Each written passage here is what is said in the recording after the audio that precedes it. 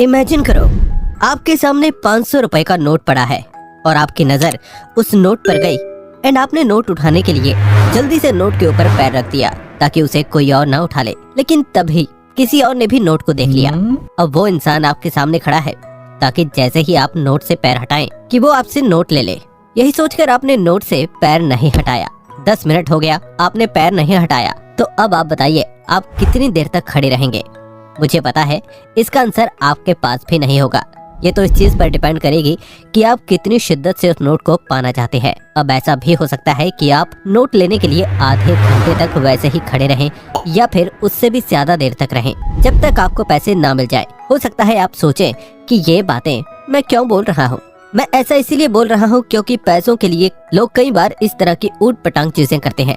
सिर्फ यही नहीं, शॉपिंग के दौरान कुछ पैसे कम करवाने के लिए कई लोग तो 2 घंटे तक दुकानदार से बार्गेनिंग भी कर लेते हैं, क्योंकि उनके लिए पैसा हर चीज से जरूरी है, इवन टाइम से भी ज्यादा जरूरी है।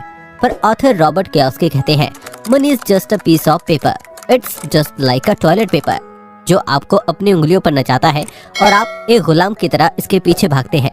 लेकिन आपको पैसे के पीछे नहीं भागना चाहिए, बल्कि ऐसा कुछ करना चाहिए कि पैसा आपके पीछे भागे, मतलब पैसा आपके लिए काम करे। पर अगर हम अपने देश को देखें तो इंडिया में हर कोई पैसों को भगवान की तरह मानता है। चाहे 20 की एज का आदमी हो या 50 की एज का कोई आदमी हो, सब पैसे के लिए ही काम कर रहे हैं और पाई पाई जुगाड़ कर खुद को एंड अपने बच्चों को अच्छी लाइफ देने की कोशिश कर रहे हैं। हमारे पेरेंट्स ने भी हमारे लिए ऐसा किया है और हमें इस लायक बनाया है कि हम अच्छी जॉब कर सकें। हम में से कई लोग तो अच्छा जॉब कर भी रहे हैं, लेकिन अमीर कोई नहीं है। सभी हमारे पेरेंट्स की तरह 9 to 5 के चक्कर में फंसे हैं। तो जरा सोचो, अगर हम अपनी लाइफ हमारे पेरेंट्स की तरह जिएंगे, देन जाहिर सी बात है कि हमारे आगे की लाइफ हमारे पेरेंट्स की तरह ही होगी। अब आप बताइए, ऐसे में क्या हम अमीर बन पाएंगे? नहीं, राइट? पर क्यों? वेल, इस सवाल का जवाब रॉबर्ट कियोसाकी आपको अपनी फेमस बुक में देते हैं। रॉबर्ट कहते हैं, मेरे 2 डैड थे। मेरे पुअर डैड हमेशा जॉब और सैलरी को इम्पोर्टेंस देते थे, वहीं मेरे रिच डैड एसेट्स बिल्डिंग पर फोकस करते थे। सैलरी को सब कुछ मानने की वजह से मेरे पुअर डैड हमेशा गरीब रह गए, लेकिन एसेट्स बनाने की वजह से मेरे रिच डैड इतने अमीर हैं। अब तक तो आप समझ ही गए होंगे कि हम यहाँ किस बुक की बात कर रहे हैं, तो जल्दी से बुक का नाम भी कमेंट कर दीजिएगा। तो अब आपको समझ आ रहा होगा कि हम कहाँ गलती कर रहे हैं और क्यों हम अमीर नहीं बन पा रहे हैं। आप यही सोच रहे हैं हम भी पुअर डैड की तरह सिर्फ अपने सैलरी पर डिपेंडेंट है, इसीलिए हम गरीबी की जिंदगी जी रहे हैं। हमें अपने रिच डैड की तरह अमीर होने के लिए एसेट्स बिल्डिंग पर ध्यान देना चाहिए, जो नॉर्मली हम लोग कभी नहीं देते हैं। इसलिए आज के इस वीडियो में मैं आपको 10 ऐसे एसेट्स के बारे में बताऊंगा जिसमें आप अपने पैसे इन्वेस्ट करके अमीर बन सकते हैं और जो गलती हम कर रहे हैं उसे भी सुधार सकते हैं। इसमें से कुछ एसेट्स ऐसे हैं जिसके बारे में बहुत से लोगों ने तो सुना भी नहीं होगा, इसीलिए वीडियो को स्किप किए बिना एंड तक देखिएगा। तो चलिए शुरू करते हैं। Number 1, land. आपने लोगों को कहते सुना होगा, ये कोई घर है इतना छोटा, गांव में हमारी खुद की जमीन है। आज से 10 साल पहले लगभग हर नॉर्मल मिडिल क्लास आदमी के पास अपनी जमीन होती ही थी, क्योंकि लैंड एक ऐसा एसेट है जिसकी प्राइस कभी कम नहीं होती। चाहे आप कोई जमीन खरीदे, घर खरीदे या फ्लैट, आपका पैसा कभी भी वेस्ट नहीं होगा। जबकि वहीं अगर आप अपना पैसा कार, बाइक जैसी चीज में खर्च कर दें तो आपका पैसा समझो बर्बाद हो गया, क्योंकि ये चीजें आपको पैसा बनाकर नहीं देंगी, उल्टा ये आपके और पैसे खर्च कर देंगी। लेकिन वही जमीन पर पैसे इन्वेस्टमेंट करने से हर बढ़ते साल के साथ उस जमीन की कीमत बढ़ती है, जिससे आपके फाइनेंशियली फ्री होने का चांस डबल हो जाता है। आपने देखा होगा, हर अमीर आदमी, चाहे वो बिजनेसमैन हो, सेलिब्रिटी हो या स्पोर्ट्स पर्सन हो या कोई भी, लैंड में अपने पैसे जरूर इन्वेस्ट करता है।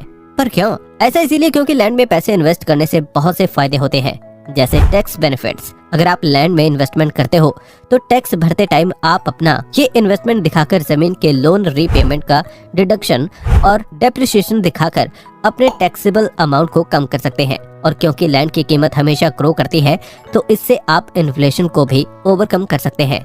आज के टाइम में हर दूसरा बैंक आपको होम लोन देने के लिए बैठा है, तो आप इजीली ओपीएम यानी अदर पर्सन्स मनी का यूज करके अपने लिए पैसिव इनकम सोर्स क्रिएट कर सकते हैं। और एक बार आपका पैसिव इनकम बन गया तो आप कुछ भी ना करें, उसके बाद भी आपके पास पैसे आते रहेंगे। कुछ साल पहले ही अयोध्या में 4-5 लाख रुपए में अच्छा फ्लैट मिल जाता था, लेकिन राम मंदिर बनने के बाद अयोध्या की जमीन की कीमत इतनी तेजी से बढ़ी कि 4-5 लाख में बिकने वाला फ्लैट 25-30 लाख में बिक रहा है। पर अब हर किसी के पास तो उतने पैसे नहीं है कि वो लैंड में अपने पैसे इन्वेस्ट कर सके, और इन्वेस्टमेंट करने के लिए लोन भी कोई कितना ही लेगा, 2 लाख 4 लाख फिर भी ठीक है, पर अगर कोई इससे ज्यादा लोन लेता है तो लोन की ईएमआई देने में ही उसकी हालत खराब हो जाएगी। तो अगर अब लैंड जैसे सेफ्टी एसेट्स में पैसे इन्वेस्ट ना करें तो कहाँ इन्वेस्टमेंट करें? और यही आता है हमारा अगला asset number 2, rates, real estate investment trust. आपको म्यूचुअल फंड के बारे में तो पता ही होगा। रेट्स भी बिल्कुल म्यूचुअल फंड की तरह ही काम करता है। जिस तरह से म्यूचुअल फंड में कंपनी आपके बिहाफ पे बेस्ट कंपनीज चुनकर उनके स्टॉक्स में पैसे इन्वेस्ट करती है, ठीक उसी तरह से रेट्स में जो कंपनी या ट्रस्टी होते हैं वो रियल एस्टेट में कमर्शियल प्रॉपर्टीज जैसे होटल्स, मॉल, शॉप्स पर आपकी जगह पैसे इन्वेस्ट करते हैं और फिर उन्हें उस इन्वेस्टमेंट में जो फायदा होता है उसमें आपका हिस्सा आपको दे दिया जाता है। रेट्स में जरूरी नहीं है कि आपका इन्वेस्टमेंट सिर्फ कमर्शियल प्रॉपर्टीज में हो। रेट्स में रेजिडेंशियल प्रॉपर्टीज जैसे अपार्टमेंट और हॉस्टल्स में भी पैसे इन्वेस्ट किए जाते हैं। रेट्स के बारे में तो आपने समझ लिया, पर चलिए अब इसके फायदे भी देख लेते हैं। रेट्स में इन्वेस्ट करने का पहला फायदा तो ये है कि आप इसमें 500 रुपए से इन्वेस्टमेंट शुरू कर सकते हैं। इसमें इन्वेस्टमेंट करने के लिए आपको रियल एस्टेट की तरह बहुत ज्यादा पैसों की जरूरत नहीं होती। दूसरा, रेट्स में जब आप अपने पैसे इन्वेस्ट करते हैं तो ये जिस भी प्रॉपर्टी में अपने पैसे इन्वेस्ट करता है, चाहे वो कमर्शियल हो या रेजिडेंशियल, उससे उन्हें एक पर्टिकुलर अमाउंट हर महीने रेंट के तौर पर मिलता है, जिसका 90% कंपनी डिविडेंड के फॉर्म में अपने कस्टमर को दे देती है। इससे आपका बैंक अकाउंट डिविडेंड के पैसों से हमेशा से भरा रहता है। रेट्स का तीसरा फायदा ये है कि जब कंपनी प्रॉपर्टी में इन्वेस्ट करती है तो टाइम के साथ प्रॉपर्टी की प्राइस भी इंक्रीज हो जाती है, जिससे आपको कैपिटल एप्रिसिएशन का फायदा होता है। इन शॉर्ट बोलूं तो रेट्स कुछ नहीं बल्कि रियल एस्टेट का सब्स्टिट्यूट है। जब आपके पास रियल एस्टेट में इन्वेस्ट करने के लिए पैसे नहीं होते हैं तो आप रेट्स में पैसे इन्वेस्ट कर सकते हैं। इन 2 एसेट्स ने अगर आपके मन में क्यूरियोसिटी जगा दी है कि आगे के 8 एसेट्स क्या होंगे तो जल्दी से वीडियो को जाकर लाइक कर दीजिएगा। Number 3, licensing. ये कुछ डिफरेंट लग रहा है ना? क्या कभी आपने इसके बारे में सुना है?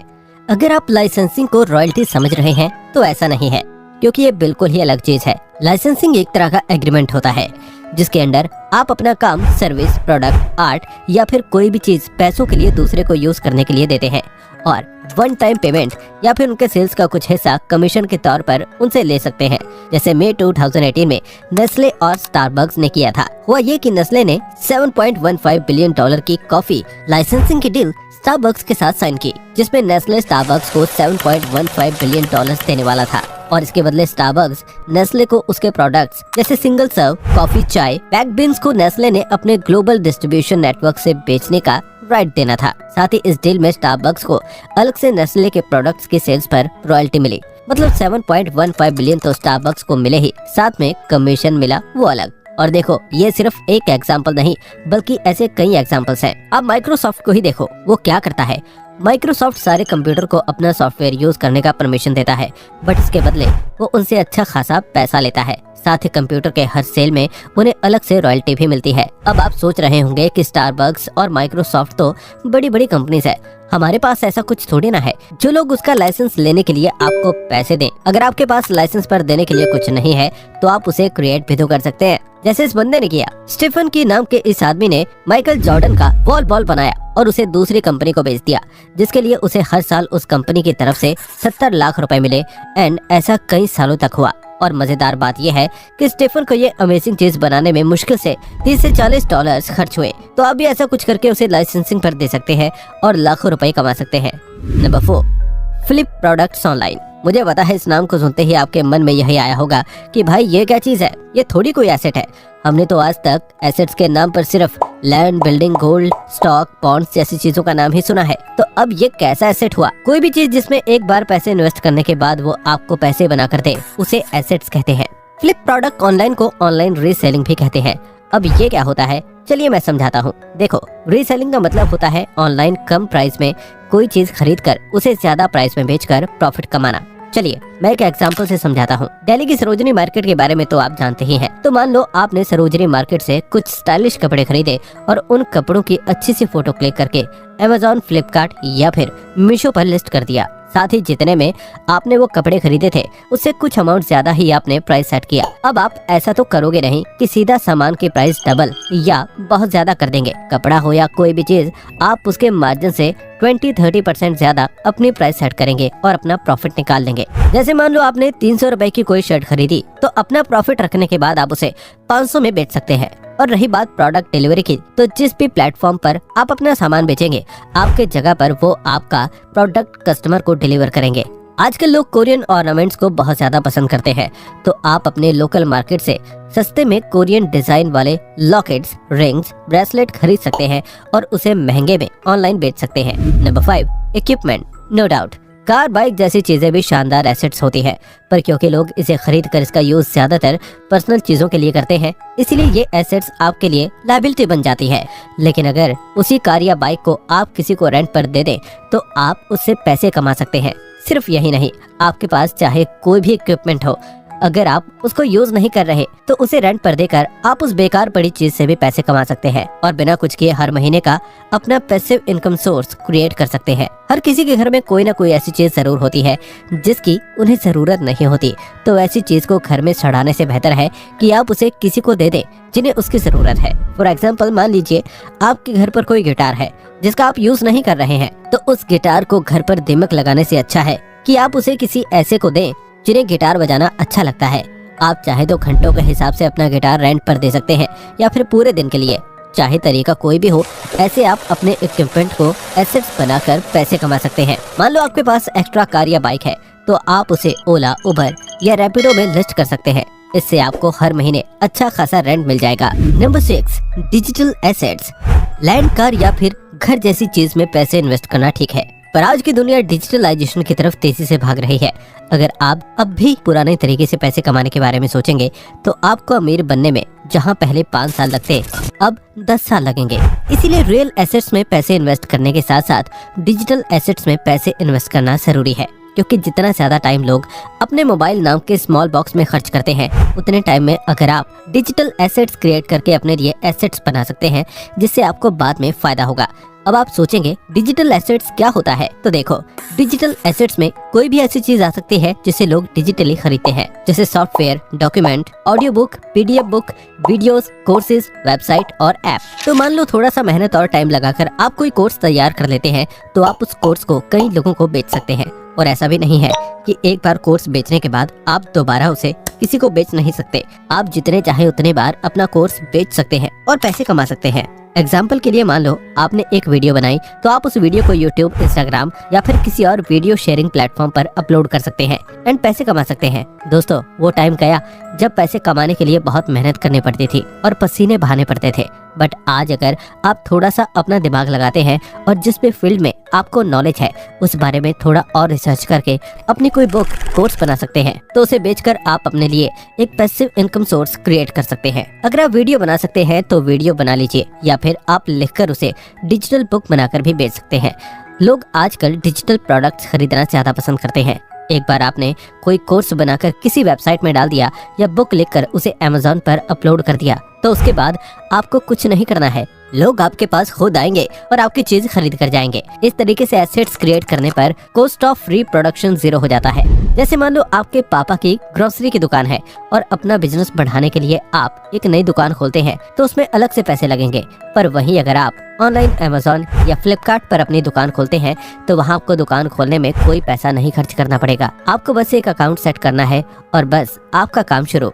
इसलिए ऑफलाइन दिमाग लगाना छोड़ो और ऑनलाइन काम करना शुरू करो। Number 7, build YouTube channel.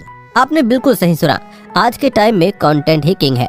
अगर आप अच्छा कंटेंट क्रिएट कर सकते हैं तो आप पैसे भी कमा सकते हैं। और जहां बात कंटेंट क्रिएशन की आती है, वहां यूट्यूब से अच्छा कोई और प्लेटफॉर्म नहीं है। यह कंटेंट क्रिएट करके आप न सिर्फ अच्छा पैसिव इनकम सोर्स बना सकते हैं, बल्कि नाम और इज्जत भी कमा सकते हैं। वैसे भी कंटेंट क्रिएशन वन टाइम किए जाने वाला काम है। एक बार आपने अपने YouTube चैनल के लिए वीडियो बना लिया, तो उस वीडियो को आप प्रीमियम में दे सकते हैं या फिर उसे इंस्टाग्राम में शेयर करके भी पैसे कमा सकते हैं। आप lifestyle, educational, motivational, entertainment, food blog, finance, business, case study जैसी किसी भी टॉपिक पर वीडियो बना सकते हैं। वीडियो बनाने के लिए ज्यादा कुछ लगता भी नहीं है। अगर आपके पास एक अच्छा स्मार्टफोन है और आप में टैलेंट है कि आप अपनी बातों को अच्छे से लोगों को समझा सके, तो स्क्रिप्टिंग और वीडियो एडिटिंग करने से ही आपकी वीडियो बन जाएगी। मान लो अगर आपका YouTube चैनल चल जाता है, तो आप YouTube से एडसेंस के थ्रू तो पैसे कमाएंगे ही, साथ ही आपको ब्रांड कोलैबोरेशन और स्पॉन्सरशिप से पैसे कमाने का मौका मिलेगा। इस तरह से आप अपने YouTube चैनल से अनलिमिटेड पैसा कमा सकते हैं। हमारे इंडिया में ही कई सारे ऐसे एग्जाम्पल्स हैं जो YouTube से आज लाखों नहीं बल्कि करोड़ों में कमाई कर रहे हैं। Number 8, commodities. हमारी लाइफ अनप्रेडिक्टेबल है। आज आपकी लाइफ स्मूथ चल रही है, पर कल क्या होगा कोई नहीं जानता।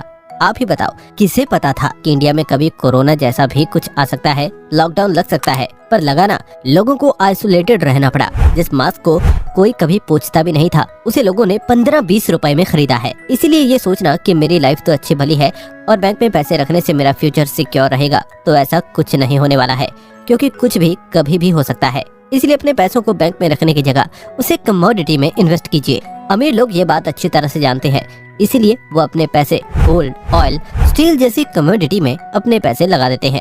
ऐसी बात नहीं है कि इंडिया में लोग रिस्क मैनेजमेंट के लिए सिर्फ कमोडिटी में इन्वेस्टमेंट करते हैं, बल्कि रॉबर्ट कियोसाकी भी पैसों को कैश में रखने या बैंक में रखने से ज्यादा कमोडिटी में इन्वेस्ट करना पसंद करते हैं। चाहे आपके पास थोड़ी सी सेविंग हो, अगर आपको कुछ भी ना समझ आए तो भी आप गोल्ड में पैसे इन्वेस्ट कर सकते हैं, क्योंकि यह कभी भी आपको धोखा नहीं देगी। Number 9, affiliate marketing. Affiliate marketing पैसे कमाने का बहुत ही अच्छा मीडियम है, खासकर तब जब आपके पास अच्छे खासी ऑडियंस हो या फिर सोशल मीडिया में आपका अच्छा नेटवर्क हो, तो आप आसानी से इससे पैसे कमा सकते हैं। एफिलिएट मार्केटिंग में आपको ना तो सस्ते में सामान खरीदना होगा और ना ही आपको कोई प्रोडक्ट क्रिएट करने की जरूरत है। आप किसी भी प्लेटफॉर्म, चाहे वो अमेज़न हो, फ्लिपकार्ट हो या मीशो, आप उनका एफिलिएट प्रोग्राम ज्वाइन कर सकते हैं और उनके प्रोडक्ट का प्रमोशन करके पैसे कमा सकते हैं। सिर्फ यही नहीं, आप दूसरी कंपनी का भी एफिलिएट प्रोग्राम ज्वाइन कर सकते हैं। एफिलिएट मार्केटिंग करने के लिए आपको उस प्रोडक्ट के लिंक को अपने पहचान के लोगों को शेयर करना होगा और उन्हें आपके एफिलिएटेड लिंक को विजिट करके प्रोडक्ट खरीदने के लिए कहना होगा। जब लोग आपके द्वारा दिए गए एफिलिएट लिंक से कोई प्रोडक्ट खरीदते हैं, तो हर खरीदारी पर आपको कुछ न कुछ कमीशन दिया जाएगा। इस तरह आप बिना कुछ किए सिर्फ एक लिंक के थ्रू प्रोडक्ट का प्रमोशन करके अच्छे खासे पैसे कमा सकते हैं। वीडियो में अगर आप इतनी दूर तक आ चुके हैं, तो आप सच में एसेट्स क्रिएट करने को लेकर सीरियस है। इसीलिए अब जो मैं एसेट आपको बताने जा रहा हूँ, अगर आपने अपने पैसे उसमें इन्वेस्ट किया तो आपको लॉन्ग रन में फायदा ही फायदा होगा। Number 10, index fund. इस बात में कोई शक नहीं है कि एसेट्स में पैसे लगाकर अगर आपको अमीर बनना है, तो उसके लिए स्टॉक मार्केट से अच्छा कुछ हो ही नहीं सकता, क्योंकि कंपनी के शेयर में पैसे इन्वेस्ट करके आप अपने पैसे को जितनी तेजी से इंक्रीज कर सकते हैं, उतना ग्रोथ आपको किसी भी एसेट्स में देखने को नहीं मिलता है। पर क्योंकि डायरेक्ट कंपनी के शेयर में इन्वेस्ट करना काफी रिस्की होता है, इसीलिए यहाँ इंडेक्स फंड आपकी मदद करता है, क्योंकि इंडेक्स फंड में इंडिया की टॉप 50 कंपनी लिस्टेड होती है। ऐसे में जब आप इंडेक्स फंड में अपने पैसे इन्वेस्ट करते हैं, तो आपके पैसे डायरेक्टली टॉप 50 कंपनी में इन्वेस्ट होता है। चाहे आप कोई भी काम करते हो, एसेट्स में पैसे लगाकर अगर आप उससे अच्छे रिटर्न की उम्मीद करते हैं, तो आपको अपने पैसे इंडेक्स फंड में लगा देना चाहिए। इंडेक्स फंड में पैसे इन्वेस्ट करके कैसे आप अपनी सैलरी से करोड़पति बन सकते हैं, ये जानने के लिए डिस्क्रिप्शन में दी गई लिंक पर क्लिक कीजिए। बाकी मैं मिलता हूँ उस वीडियो में। Thank you brain grain family. अगर आपको ये वीडियो पसंद आई हो तो वीडियो को लाइक और चैनल को सब्सक्राइब